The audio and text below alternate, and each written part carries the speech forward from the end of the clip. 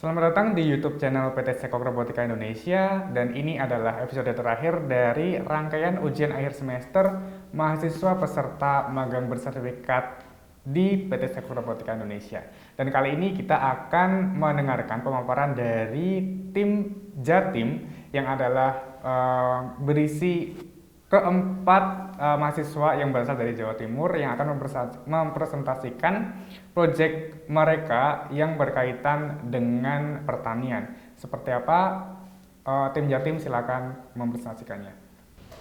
Assalamualaikum warahmatullahi wabarakatuh. Selamat siang teman-teman semua. Perkenalkan, di sini saya Hilal Farul Hamam dari Universitas Negeri Yogyakarta. Ini saya Project Manager dan didampingi dengan teman-teman saya. Perkenalkan, nama saya Denny Hadi Saputra dari Universitas Nurul Jadid. Di sini proyek saya di bagian web programming. Perkenalkan, nama saya Ahmad Taufikur Rahman. Saya dari Universitas Nurul Jadid. Jadi untuk proyek saya di sini sebagai elektronik. Perkenalkan, nama saya Don Ariansa dari Institut Teknologi 10 November Surabaya. Di sini saya sebagai software engineer. Pertanian yang maju adalah investasi Indonesia menuju Indonesia Sustainable Development Goals 2045. Saat ini menuju tahun 2022, pemerintah tengah mempertahankan keseimbangan dalam penanganan pandemi COVID-19, serta juga melakukan pemulihan ekonomi nasional pasca pandemi COVID-19. Pemulihan ekonomi tersebut terdapat banyak sektor yang mempengaruhi, salah satunya adalah sektor pertanian. Bukti bahwa pemerintah tengah mempersiapkan sektor pertanian di Indonesia adalah dengan mewujudkannya pertanian maju, dibutuhkan dengan Kementan melakukan modernisasi alsintan di Indonesia. Serta saat ini pemerintah tengah melakukan instalasi program kontainer farming pertama di ibu kota Indonesia, yaitu kota Jakarta. Dan hasilnya dapat dilihat jika tanaman hidroponik dapat lebih cepat tumbuh dibanding dengan biasanya. Namun, kenyataan tidak seindah dengan realita. Petani di Indonesia banyak sekali masalah-masalah yang dihadapi dalam melakukan proses pertanian. Yang pertama adalah faktor eksternal yang mempengaruhi pembibitan. Dan yang kedua adalah tidak semua benih dapat tumbuh dengan baik. Hal tersebut dapat dipengaruhi oleh suhu dan intensitas cahaya matahari yang tidak dapat terkontrol, dikarenakan bergantung kepada cuaca di sekarang ini.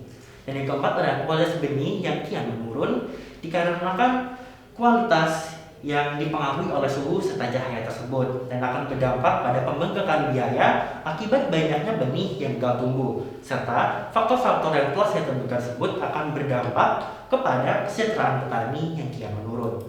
Baik, selanjutnya yaitu oleh karena itu kami dari Jatim memberikan solusi bahwa perlunya pemotongan sinar untuk pertumbuhan benih dan perlunya perlindungan agar benih yang ditanam tidak dipengaruhi oleh hama. Keseluruhan dari produk kami yaitu bernama Let's Grow, yaitu box pembibitan berbasis growlet sebagai perangsa pertumbuhan bibit, di mana produk kami yaitu tidak dapat dipengaruhi oleh cuaca. Kemudian lama penyinaran dapat diatur agar benih dapat tumbuh secara maksimal. Kemudian meminimalisir faktor luar yang dapat mempengaruhi benih. Kemudian perlunya proses semai pada beberapa jenis tumbuhan pertanian seperti tomat, dan pertumbuhan biji akan lebih cepat. Kemudian dari teknologi pengembangan inovasi teknologi dari produk kami yaitu akan memiliki dan menggunakan 3 warna growlet, di mana 3 warna growlet ini yaitu putih, perbandingan putih, merah, dan biru, di mana perbandingan dari warna growlet ini akan memberikan dampak pada proses pertumbuhan, pembibitan, dan persemaian. Kemudian memiliki sistem kontrol cahaya, di mana instalasi cahaya ini dapat dilakukan secara otomatis. Dari teknologi yang telah dilakukan, kami di sini melakukan riset dan juga teknologi dengan 2 metode, penyinaran matahari dan juga penyinaran penggunaan growlet. Dari presentasi pertumbuhan, tingkat berhasil dari penyinaran matahari sekitar 52%, untuk tingkat berhasil dari penyinaran growlet sekitar 81%. Dari kesimpulan, penggunaan growlet lebih efektif dibandingkan konvensional untuk pembibitan. Keunggulan dari produk-produk sebelumnya: pertama, harga lebih terjangkau; 2, mudah dioperasikan; 3, pengontrolan secara otomatis; 4, dijual bersama dan dengan tepat box pembibitan; 5, tidak harus pertanian dengan skala yang besar. Komponen-komponen yang digunakan dalam sistem kontrol Pertama, Arduino sebagai controller, kedua relay sebagai komunikasi antara Arduino dengan listrik PLN karena Grolek menggunakan listrik PLN, ketiga keypad sebagai input data, keempat LCD sebagai display, kelima sensor RTC sebagai sensor waktu. Nah, cara kerja dari alat ini satu adalah kita menekan keypad. Nanti dari keypad itu akan menghasilkan sebuah data lalu disimpan pada memori Arduino. Nah, pada menu pertama di display yaitu adalah waktu sekarang. Pada menu kedua yaitu suhu dan kelembapan pada ruang Grolek. Pada menu kedua itu difokuskan untuk menginput data guna untuk menyalakan si Grolek. Pada menu ketiga difungsikan untuk menginput data guna untuk mematikan si Grolek. Contohnya pada menu kedua kita setting angka 6 dan pada menu ketiga kita setting angka 17. Maka si Grolek akan menyala di jam 6 dan akan mati pada jam 5 sore. Di mana ada beberapa partner yang akan kita gandeng. Di antaranya yang pertama adalah Kementerian Pertanian, yang kedua adalah petani, yang ketiga pemilik lahan pertanian, dan yang keempat ada penyedia bibit, dan yang kelima ada jasa pengirim. Untuk selanjutnya ada value proportion, di mana digunakan untuk meningkatkan kecepatan pertumbuhan bibit benih. Yang kedua, meminimalisirkan kegagalan pembenihan. Yang ketiga, menghindari dari serangan hama, dan yang keempat, membantu pertanian dalam proses pembibitan. Dan yang kelima ada mengurangi pembengkakan dalam biaya. Untuk selanjutnya ada customer statement, di mana untuk statement sendiri ditujukan untuk perusahaan atau lembaga yang bergerak di dalam pertanian.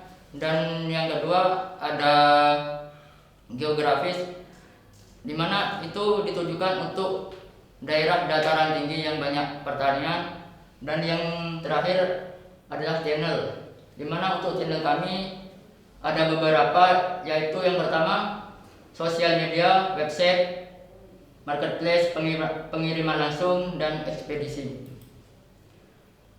Jadi dari bisnis ini kita akan mendapatkan keuntungan dari beberapa aspek. Yang pertama itu adalah penjualan serta jasa reparasi sistem kontrol, dan yang kedua penjualan lampu Grolek, dan yang terakhir penjualan alat inovasi Let's Grow. Untuk market dari alat inovasi yang kami buat, ya khususnya di Indonesia, kami telah melakukan beberapa riset di mana banyak sekali daerah-daerah di Indonesia yang akan cocok sekali untuk dimanfaatkan alat ini, terutama dari 3 pulau utama di Indonesia, yaitu Sumatera, Jawa, dan Sulawesi, di mana 3 pulau tersebut banyak sekali sektor-sektor pertanian yang sedang berjalan. Pada Pulau Sumatera ada di Aceh dan Sumatera Utara, jika di Pulau Jawa ada Banten, Jawa Barat, Jawa Tengah, Jawa Timur, serta daerah istimewa Yogyakarta, serta beberapa daerah di Pulau Sulawesi. Menurut Badan Pusat Statistika tahun 2018, sebanyak 38,76 juta jiwa berprofesi sebagai pertanian. Sangat besar peluang alat ini untuk masuk ke dalam daerah pasar pertanian di Indonesia. Mengingat negara Indonesia adalah negara agraris, salah satu negara terbesar di dunia, sehingga alat ini nantinya akan dapat membantu pertanian di Indonesia serta akan dapat mengantar Indonesia menuju SDGs 2045. Untuk rancangan anggaran biaya yang telah kami rumuskan, di mana pembelian komponen yaitu sebesar 1,3 juta rupiah, untuk jasa luar yaitu 200.000 rupiah, sedang untuk man hour itu 6,4 juta rupiah per bulannya. Dan ini adalah tim kami, di mana kami dibimbing oleh Bapak Duta selaku mentor, lalu Sahil Farul Halam sebagai project manager, ada Mas Taufik sebagai elektronik, ada programmer yaitu Mas Denny, dan ada software programmer yaitu Mas Daud. Dan untuk roadmap kegiatan yang telah kami laksanakan, kami mengawalinya dengan perencanaan awal, di mana perencanaan awal ini adalah proses survei, lalu merencanakan inovasi dan jalan keluar serta jawaban dari tantangan-tantangan yang saat ini sedang ada, lalu dilanjutkan dengan penyusunan kegiatan apa saja yang akan kita lakukan saat mengeksekusian inovasi yang telah kita rencanakan, lalu dilanjutkan dengan perancangan desain, serta dilanjutkan dengan pembelian alat serta bahan dan komponen-komponen yang dibutuhkan, serta dilakukan dengan hari hanya, yaitu pembuatan alat, eksekusi dari pembuat inovasi ini, serta diakhiri dengan pengujian. Pengujian ini kita lakukan di masyarakat secara langsung. Itu dari kelompok kami, kurang lebihnya mohon maaf. Kami sangat berharap kami dapat terjun langsung di masyarakat dan menerapkan alat inovasi kami, sehingga kami sebagai inovator muda tahun 2021 dapat bergerak dan dapat ikut andil dalam Indonesia Sustainable Development Goals 2045. Baik, terima kasih kepada tim Jatim yang sudah mempresentasikan hasil risetnya selama 5 bulan magang di PT Sekok Robotika Indonesia, dan selamat juga atas terselesaikannya proyek-proyek yang kalian sudah garap mulai dari bulan September 2021. Nah, saya ada beberapa pertanyaan. Yang pertama, tadi sudah dijelaskan banyak sekali benefits dari alat ini. Adakah downside atau hal yang kurang begitu baik atau hal yang kurang dari produk ini? Dan apakah dalam perkembangannya nanti masih bisa dilakukan riset lanjutan untuk advancement dari proyek ini? Kekurangannya adalah tidak dapat dimonitoring jarak jauh dan juga tidak ada sistem pengairan dalam proses pembibitan.